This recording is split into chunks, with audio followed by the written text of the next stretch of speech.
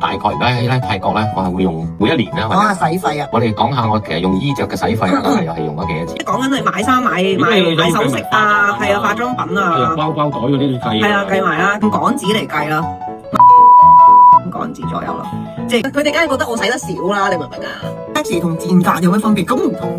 你咁 sexy 真係抵砌啦，咁同你咁賤格抵砌，話你講都要你用話條女賤格我想知。我話條女話你好賤格，着得好賤格，咁係點咧？你賤格就要抵砌啊嘛，你係咪？呢就係廣東話嘅語言，個字都有一個階級嗰個級數裏邊咧，要 depth 啲嘅咧，其實有少少唔同。淫同邪都唔同啦。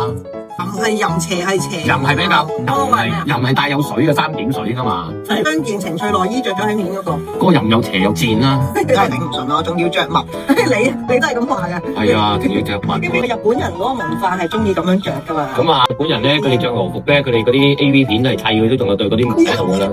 我又唔中意好笨喎。呢啲嘢去到和服都冇除過喎。如果除咗就唔係和服噶嘛，人哋係要砌緊古代嘅和服喺度砌傳統，成打傳統羽毛球啊嘛，就要咁結。